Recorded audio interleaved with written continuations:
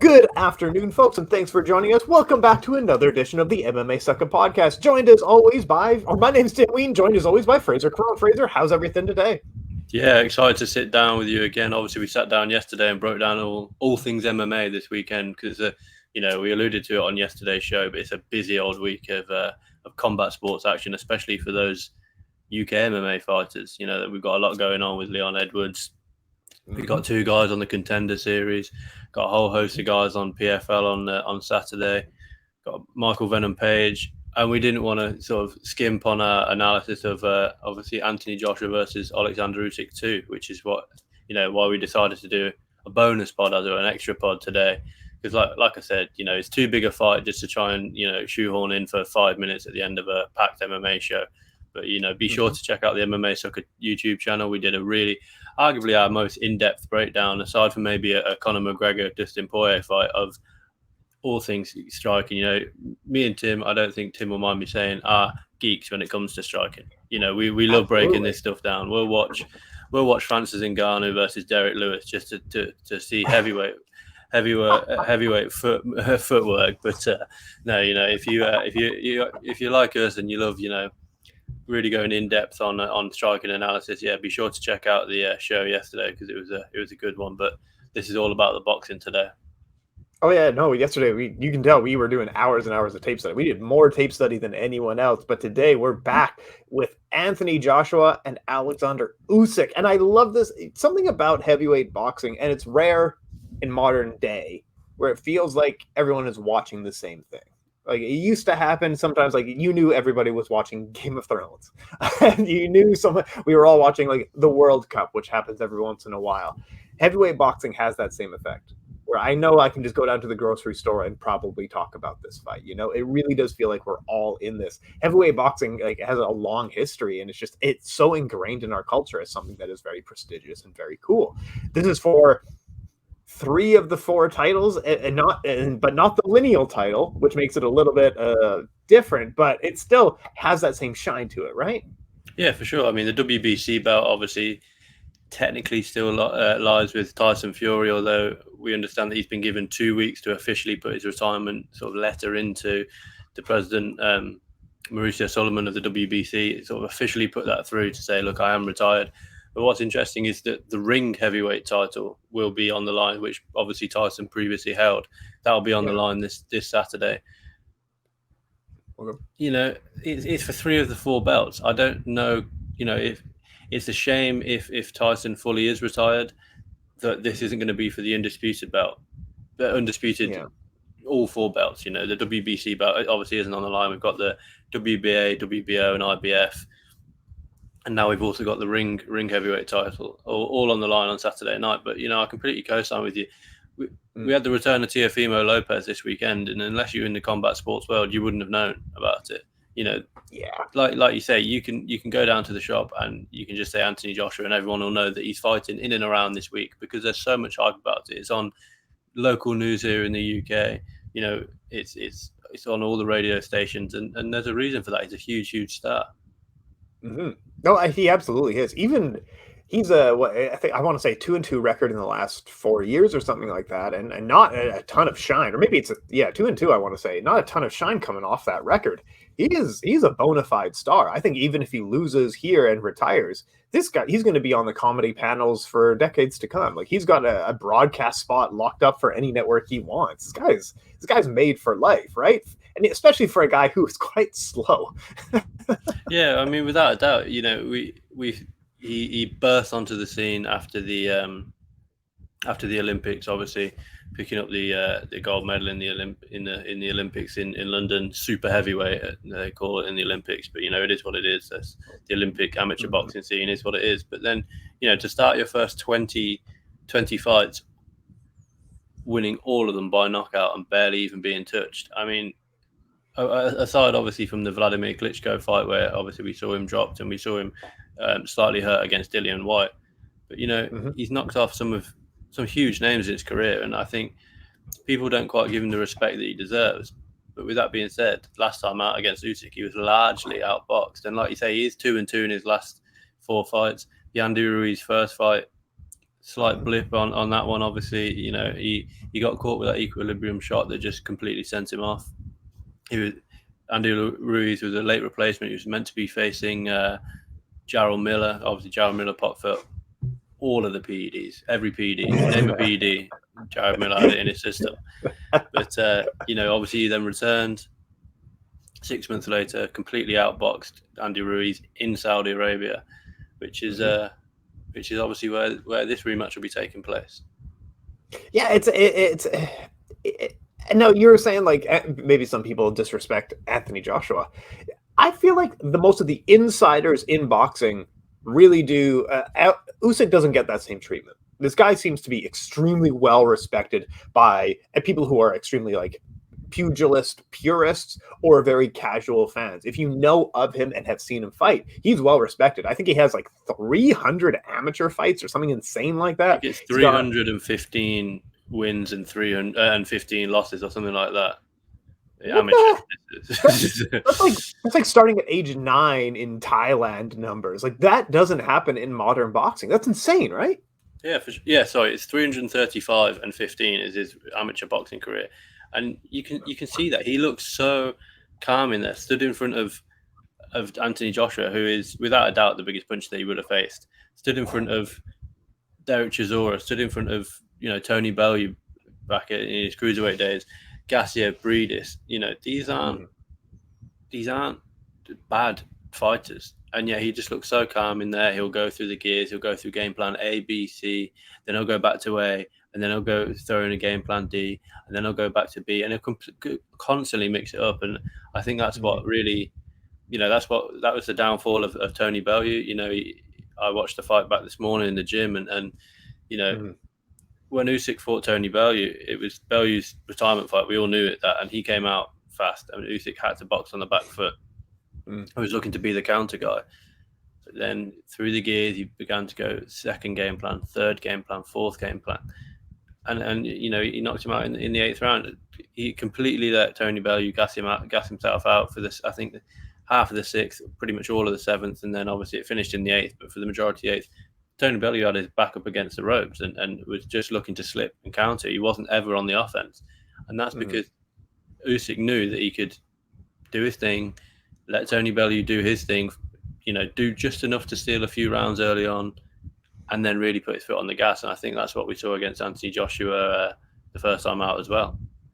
Well, yeah, Usyk seems like a guy who doesn't have just like 8 strikes that he's really good at. He's trying to like narrow you into 8 strikes. He doesn't do that. In his repertoire, he's got entire different strategies. He's got like 25 different strategies he can whip out at any time. He's like, oh, you're doing this tonight. Okay, I'll counter that. I know how to counter that. He's an encyclopedia of boxing, is he not? Yeah, for sure. And that comes with the over 340 amateur fights. I think so. What's his record? 300. Yeah, so he's got 350 total amateur fights, and he's now 19-0 as a professional. Insane. But yes, he's 19-0, but he's the first ever undisputed cruiserweight champion. He's gone up to heavyweight.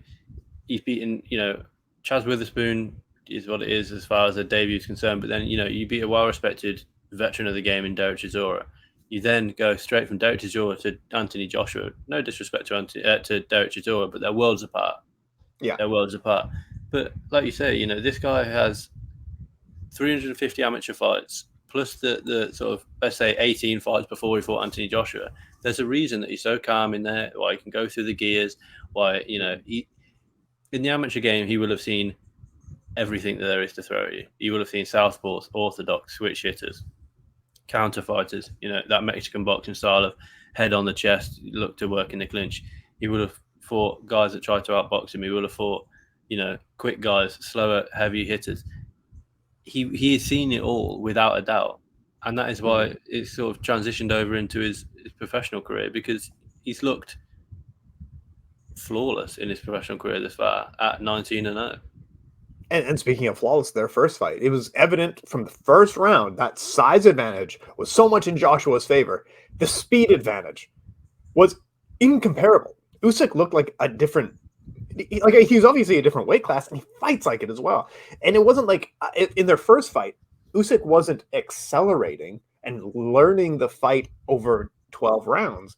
he had dominated from the first round through to the 12th round. And the scorecards don't reflect that. Like, I mean, going back and watching it, I'm surprised that the scorecards were that close. One of them only had him up 7 rounds. I'm surprised that the judges were seeing that. But to me, Usyk looked like he dominated through all 12 rounds. That first fight was brilliant. That was a boxing masterclass, wasn't it?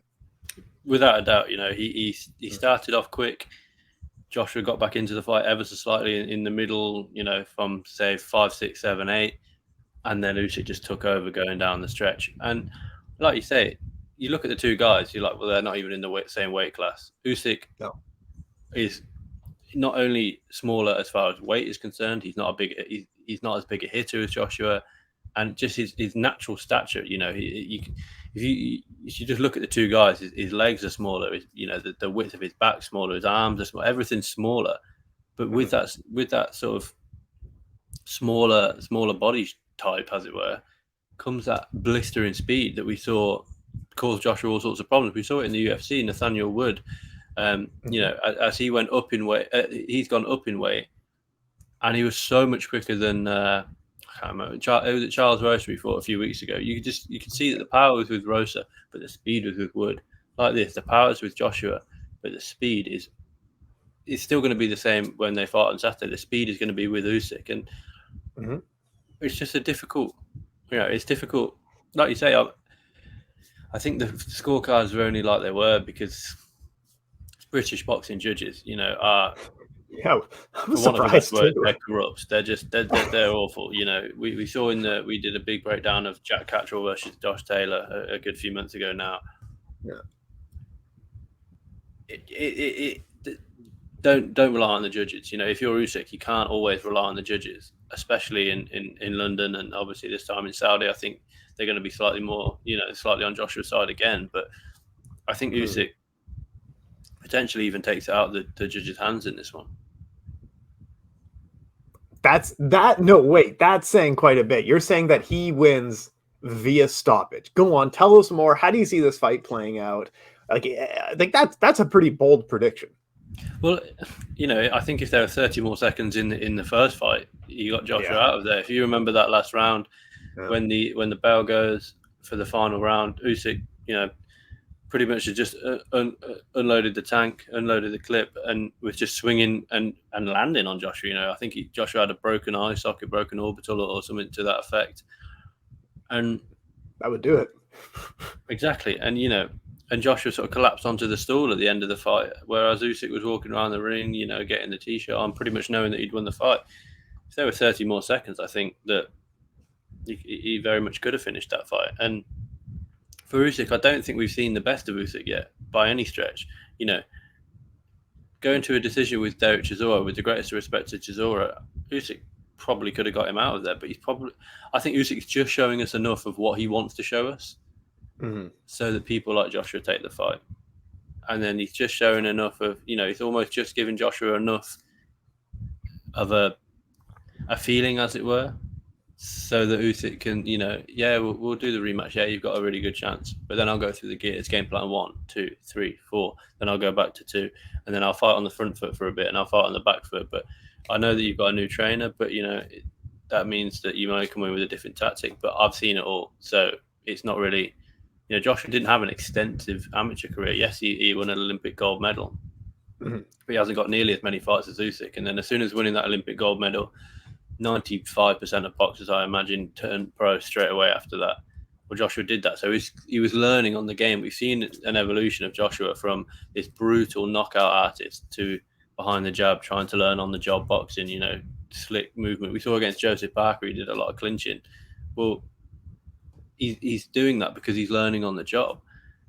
But I just think that I think Usyk may be a step just too experienced for Joshua.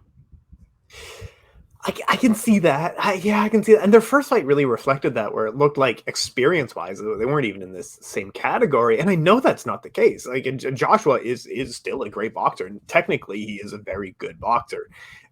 Like Mike Tyson said, he is slow. He has been slow for his whole career. But I feel like he's made game plans around. He knows that he's typically slower than some of these guys, or he's fighting guys like Klitschko where speed is less of a factor. But I want to throw some game plans at you, some game plans that that Joshua will be able to employ. Because if you're in his camp, there are strategies that you can do to slow him down. So you're the bigger fighter, you're a lot slower. What are some of the things that you can do? I wrote down he can try to every time that you're stepping in, try to clinch with him, just lean your weight on him for like 5 rounds, exhaust him as much as possible, make him carry your weight. Then when he's tired, actually start employing your boxing game plan. And then I always remember Teddy Atlas used to say, when a guy's faster than you, what do? You flood the basement. And it didn't make any sense to me, and I still don't really get it, but that means hit the body. Try to work the body. You're also going to slow him down. And Usyk's head movement is so good. When your head moves first, your body's still in the same place. If you fake high, go low. Would these strategies work? What do you think? What do you see in this matchup for Joshua? What do you think of my game plans? No, I completely, I think they both work really well, but it's whether, especially in the clinch, he, like we say, he's the much bigger guy, but as much as we can take from Instagram pictures, which I don't really put an awful lot of stock in, Joshua looks quite lean and Usyk looks quite big. So I think the weight discrepancy, I think it was 20 pounds in the first fight. Yeah. I'm not sure if it'll be quite that big in the second fight. We've also got to remember that he's got a new trainer now in Robert Garcia, he's a front foot trainer. He's used to that,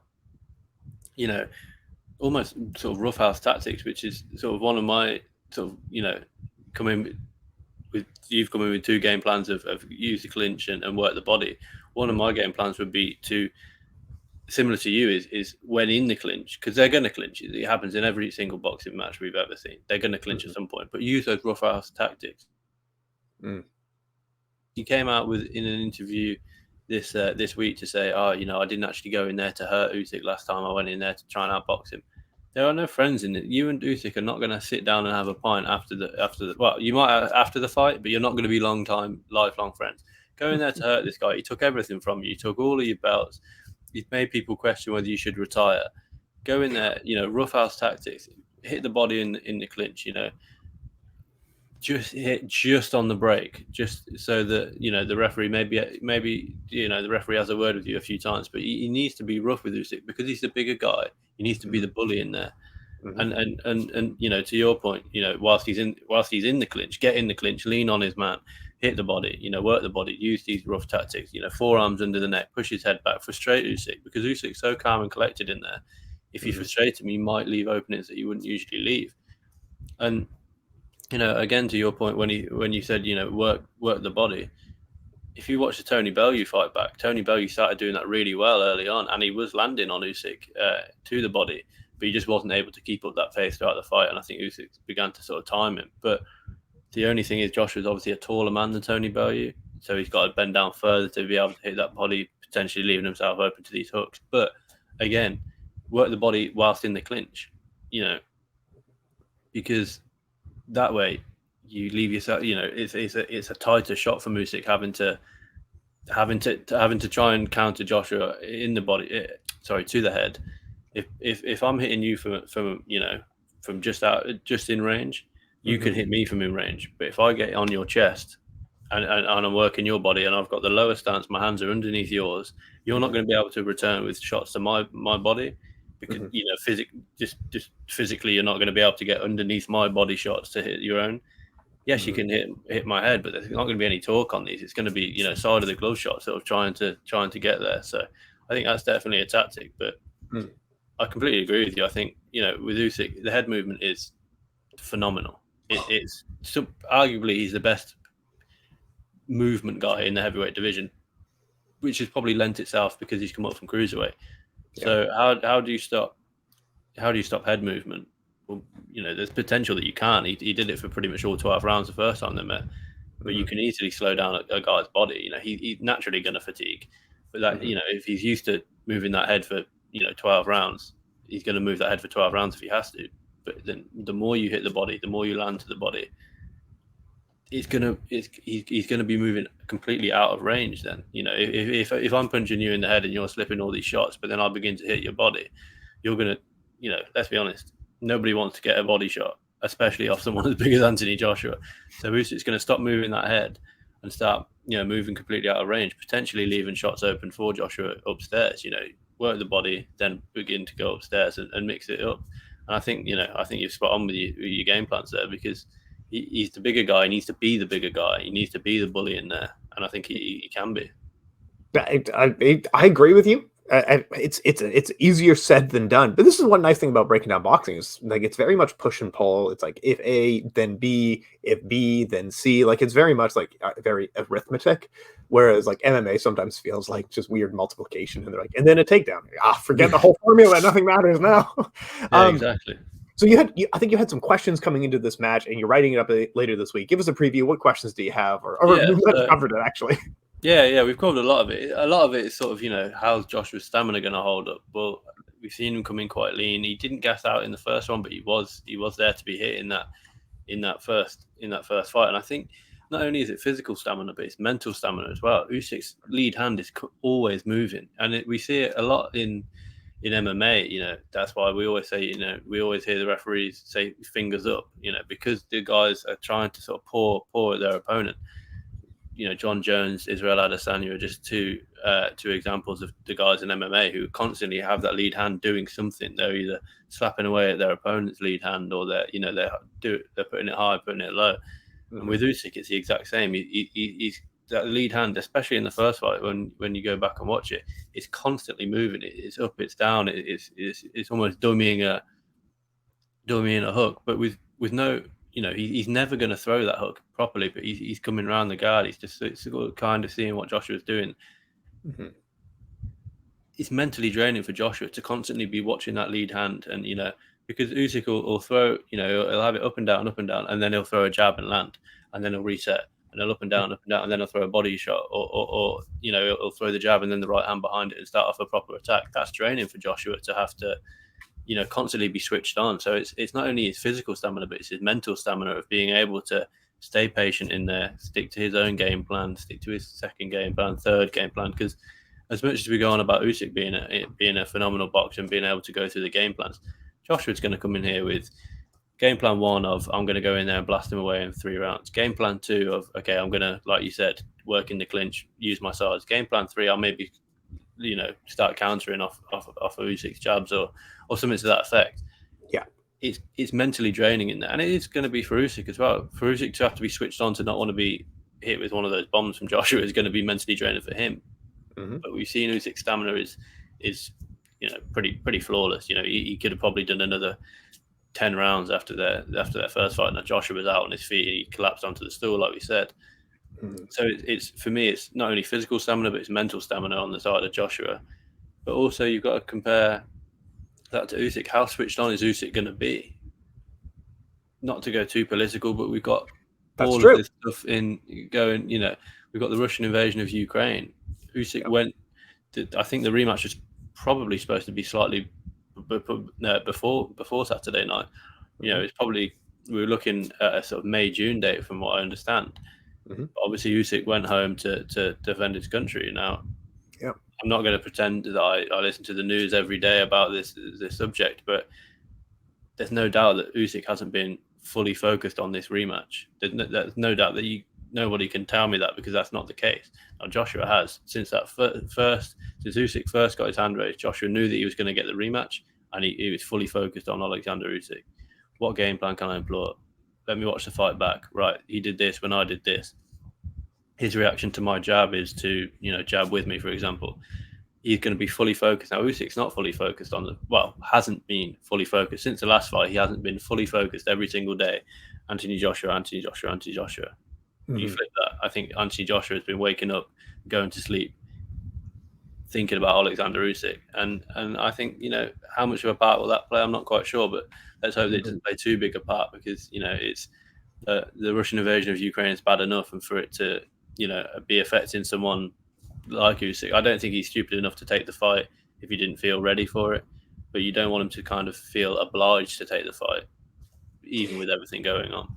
Well, yeah, it's my understanding. So one of the promoters did an interview talking about, like, will this invasion affect him? And he like, Usyk was out here doing tours, like he was visiting all the soldiers in hospitals. He was visiting a lot of people on the front line, kind of thing. He was doing a lot of handshaking stuff. He was also raising money for humanitarian efforts in the country as well. So he's very much a Ukrainian patriot, and well respected and well deserved as well.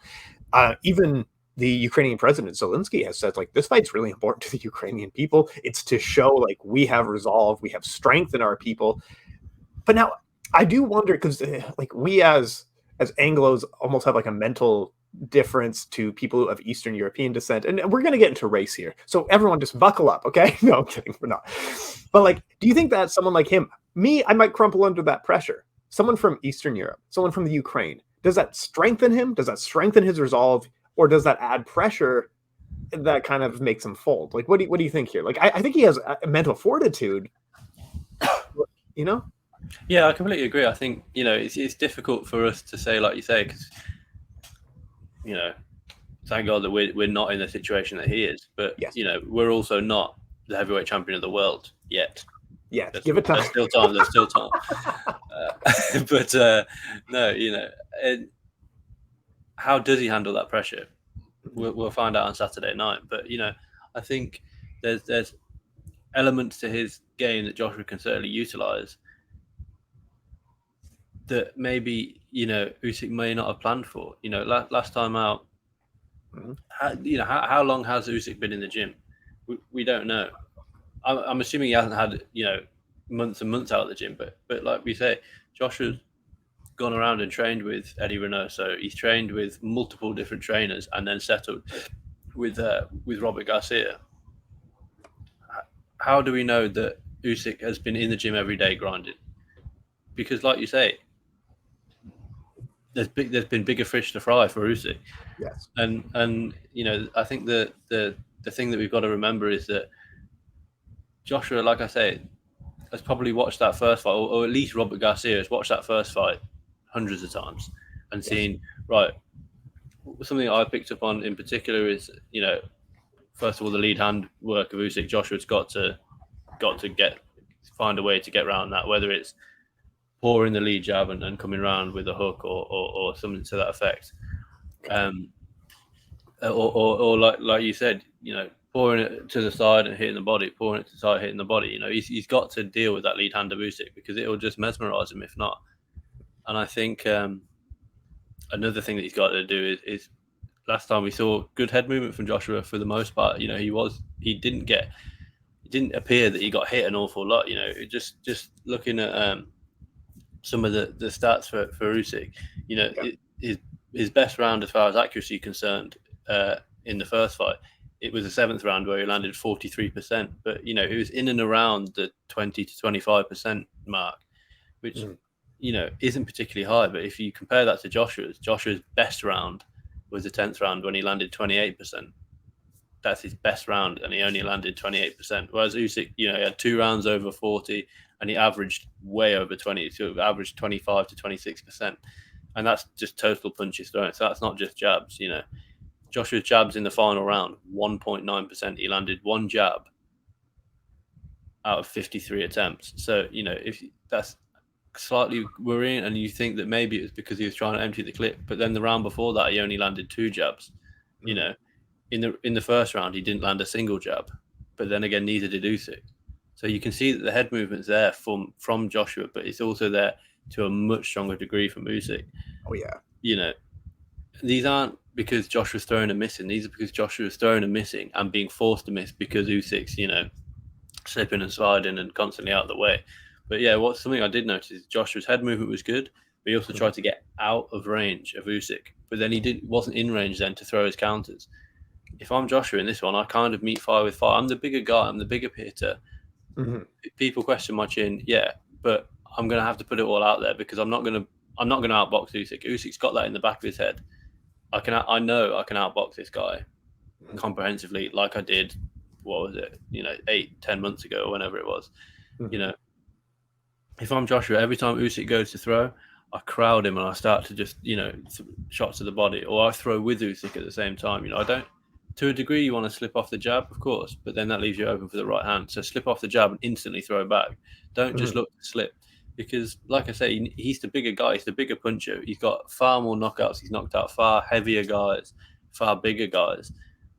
He's only been, we say that he's a little bit chinny, but he's only been, he's been officially knocked out once by Andy Ruiz. But, a clip behind the ear from someone with the power of, the size of Ruiz at the time could knock anybody out. But you also got to remember that, he was slightly rocked against Dillian White. He was obviously dropped against Vladimir Klitschko, hurt in the first or second round against Povetkin.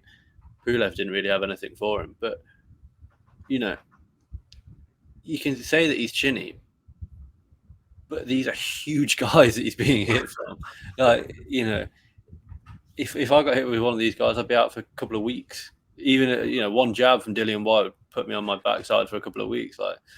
And I think we've got to remember that Joshua is the bigger guy in there, considerably bigger guy. And yes, he might come in a little bit lighter to try and be a little bit quicker.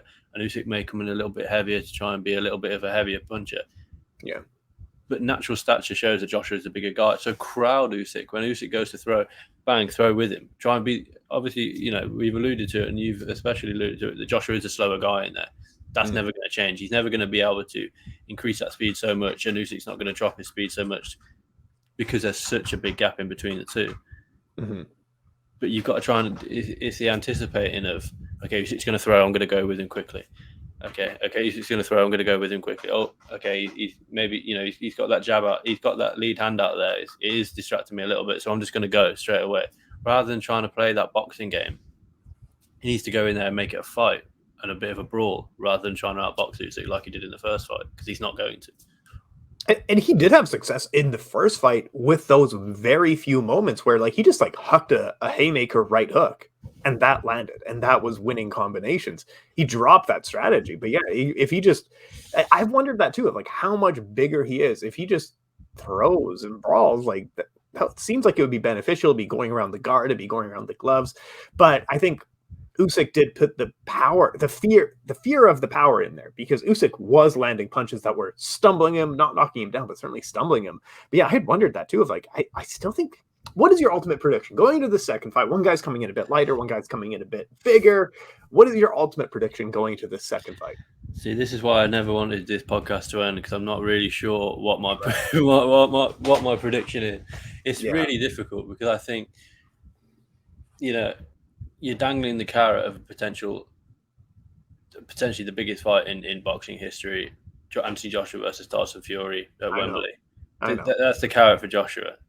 I think his motivation is higher than Usyk's, in my opinion, as far as the sport's concerned, as far as getting those belts back. We saw him lose to Andy Ruiz and come back and beat Andy Ruiz. No one wanted to see that third fight. If Joshua wins this, there will be a call for a third fight without a doubt, because he was so comprehensively outboxed in the first fight. Depending on how this fight goes, let's say hypothetically Joshua knocks Usyk out. Usyk's never been even knocked down, so it'd be an impressive feat. But let's say he knocks him out, there's a call for a third fight. But there's also that dangling carrot of Tyson Fury. So Joshua's going to be motivated going into this one without a doubt. I'm interested to see how his style and his strategies change with Robert Garcia in his corner now, not Rob McCracken, because obviously Garcia is far more experienced in the high level in high level boxing than Rob McCracken. But I can't help thinking about those last few rounds of the first fight. Usyk landed more punches in the final round and threw more punches in the final round than he did any other round. He landed 29 of 68 with an average of with a percentage of 42% land. Now Joshua landed 9 strikes in that final round. Joshua only landed 6 strikes in the 11th round. Yeah, I think if Usyk really wants to put it on Joshua, he can. He can put it on Joshua, and I don't think Usyk knocks Joshua out cold. But I think maybe, we see Joshua tire, we see him shell up against the ropes, and Usyk, unload, and the referee steps in. I think the referee was very close to stepping in that final round of their first bout, and we could potentially see the same thing happen again, especially if Usyk is going to be putting an even higher pace on Joshua this time. With that being said, Joshua's always got that equalizer of, if I land once on your chin, it's pretty much been game over for everybody that he's faced. Aside from Andy Ruiz, who I think he just got excited about a knockout in New York. I think he just got excited. I've knocked him down. I'll go and empty the clip. there's no real need to do that. Joseph Parker's been the only one who's really been able to stand up to his power, and yet that was a strange fight because he did go in there, work the clinch, go in there, work the clinch, go in there, work the clinch against Parker. It was one of the better word, it's a boring fight, but it is what it is. Everybody has been nobody has been able to withstand the power of Anthony Joshua other than Oleksandr Usyk. Can he do it again for another 12 rounds? We'll have to see on Saturday night. But I'm very much on the fence with my prediction. I think it's either going to be Joshua by early finish, 3-4-5, because he's going to go out there and empty the clip, or I can see Usyk. Usyk's got two ways to victory. You can outbox him like he did in the first fight, but I think the scorecards will be even wider this time, or he'll finish in 10, 11, 12. So officially I'm either going for Joshua early or Usyk late, but I can't keep it locked to MMA Sucka on Twitter and Instagram. And me and Tim, I will release my official prediction after the weigh-ins. After I see the guys weigh in on Friday, I'll drop my official prediction. But yeah, for me, it's one of the two: Joshua early or Usyk late. I don't see Joshua winning the decision unless he, somehow knocks Usyk down 3 or 4 times. But I don't see that happening. It's a very on the fence prediction, isn't it? But it is hard to predict of here's all the game plans that these men might employ. The first fight, one guy was just so thoroughly outboxed that it is hard to see him winning a second fight, even when we game plan for it, right? But I do love your on the fence prediction. But let's talk about my official prediction. I'll take Usyk all day. Whatever, that's fine. I don't care. Late, early, mid. He's great. What about the Fury factor? I know we're running out of time here, but what about the Fury factor? Does he even retire? How does either of these men match up to him? Do either of these men even pull him out of retirement? There's so many moving parts when it comes to Fury. I don't even know where to start. I don't know where it measures up, right? Exactly. It's like I just alluded to. It's the dangling carrot in front of both men for the undisputed bout. You've let's say Usyk wins, he should be fighting Fury. Forget your mandatories. Yes, they're mandatories for a reason, but he should be fighting Fury because everybody wants to see one weight, one champion. We don't want fractured, but as it stands, who is the best heavyweight? Well, we don't know. Is it Usyk? Is it Joshua? Is it Fury? We all have our predictions, but until there's one guy holding all the belts, we can't officially say Usyk is the guy, Fury is the guy, Joshua is the guy. I think for Joshua gets outboxed by Fury, I believe, and Fury is the superior fighter in there. Usyk's the interesting one, but Tyson's just so much bigger than Usyk. So much bigger. I think he's 6'9" to Usyk 6'2", maybe. Yeah. And Tyson, for a fact that he'll come in there and he'll come in. If them two ever do face off, he'll come in heavy. Usyk's 6'3". Tyson's 6'9".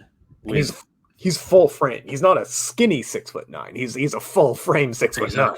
Exactly. And like I say, I think if he comes in, if that fight does go ahead, he comes in heavy to be able to utilize that size.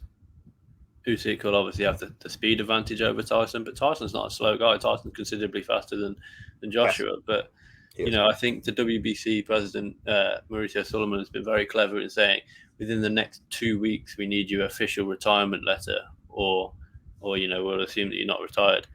He could have said by tomorrow. Tyson will have. I don't think there'll be any discussion this week as to whether Tyson will retire until after Saturday night, because if Joshua wins, I think Tyson comes out of retirement or never officially goes into retirement, because that is a multi-million pound fight. That sells out Wembley in seconds. I don't even think Wembley would be big enough for it. Joshua sells out Wembley against nobody's essentially. Tyson sells out Wembley against Dillian White. The only worry with that fight is that they take it to one of these absolutely massive American football stadiums, but that takes away the point of two British guys fighting on British soil. I don't know, all will be revealed on Saturday night, but the Tyson Fury dangling carrot is certainly there for both Usyk and for Joshua. Yeah, I agree with you. I think Fury probably outboxes both, but I would love the lead up to that fight. It would be a ton of fun, assuming Fury doesn't retire. But it is a little bit weird when you get fights like potentially Joshua Fury, and then there's talk of like maybe we'll just put it in Dubai. Like, why? Why? Exactly. This is such like a big fight. Take less money and just make a legacy moment in Wembley or something very like. This is an exclamation point for either of these men's career. You want it at Tottenham or you want it at Wembley or something just incredible like that. To put it in the middle of Saudi Arabia, I know it's a 60,000 person stadium. It just doesn't have the same crowning jewel to it. Am I wrong in this? It just No, I completely agree. No, no. yeah, I think if it's let's say Joshua wins on Saturday, calls out Tyson. Tyson says, "Yeah, let's get it on," and then they take it over to Dubai. The hype is from here, and it just drops. Now you have these two guys on Fight Week. They're on Sky Sports talking. You're on British BBC TV talking. You have them facing off in Wembley Stadium. You have them, you know, the hype around. We see it when the UFC comes to London. It's Yes, plastered all over. Buses, tube stops, billboards, everything. Can you imagine what it would be like when Joshua fights Tyson in London? It would be just crazy. So I think without a doubt that fight has to happen in London. Whether Wembley or the Tottenham Hotspur Stadium are big enough is the only debate. And absolutely. I don't think they will be. Like I say, Dillian White versus Tyson Fury sold out. I think it was Wembley, I believe. And Mm-hmm. that if Dillian White, who no disrespect to Dillian, but he's not the biggest name in boxing. If he can sell out a fight against Tyson Fury versus Anthony Joshua will sell out Wembley 3 times over. Oh, But no problem. Wembley is what, an 80,000 seater, I think 82,000 maybe. Something like that. Yeah. So 90,000, Okay. depending on the on the sport. But let's call a spade a spade. More than 90,000 people are going to want those tickets. No problem. It would be No impossible problem. to get a ticket for that if you wanted one. Yeah. So they broke the record attendance 94,000 when Dillian White fought Tyson Fury. I think they do hordes more than that. Hordes more. So it's the debate is whether they can find a stadium big enough. But at the moment, all this is just paper talk. At the moment, we need to see what happens on Saturday night between Joshua and Usyk. Oh, I agree with you. And I always think back to I completely co-sign with you. Like you can do it in any weird stadium you want in the world, it'll sell out. But in the UK is ideal. I always think back to Floyd Mayweather, Manny Pacquiao. They were talking about Cowboy Stadium, which is about 100,000 it can get expanded up to. And they did the T-Mobile Arena in Vegas just because, like, what? Why? Like, the reason is it's just more money to do it at a casino in Vegas. But like 17,000 people for the biggest fight in 20 years. Give me a break. This is lame as hell. Like, it should have been a moment in history, a moment for boxing. Take a pay cut for the legacy, but maybe that's just me. Anyway, there is no other angles that we could have looked at. For Tim Wheaton, Frazer Krohn, MMA Sucka, we'll have stuff up on the site all week. Tons of articles coming out. Thank you for sitting down and talking some boxing. Frazer Krohn, last word. Send him out of here. What do you got going on? What's going on this week? Yeah, like you alluded to, we've got plenty out up on the site at the moment. Boxing, I've got 5 questions heading into Joshua Usyk 2, which we alluded to some of them in here. There's a couple that I didn't quite go into. We've got a preview on the site for the upcoming fight from one of our other writers, and then it's also like we said at the beginning of the show. It's a huge week for MMA. Huge week for MMA. I've got an analysis piece of UFC 278 coming out later on today. I've also got just a bit of a preview for the UK MMA scene this week. I've got an interview tomorrow with Dakota Ditchever, who competes at PFL, and then I'll be at PFL this weekend in London. And obviously, Tim's been on it with the breaking news and the niche bits that you may have missed out on. If you don't listen to all of the podcasts, you may have missed out on a couple of bits and bobs. So keep it locked to MMA Sucka because we're doing it all at the moment, and it's a good place to be for all your combat sports needs at the moment. So be sure to check it out. Absolutely. Thanks so much for your time, sir. Thank you.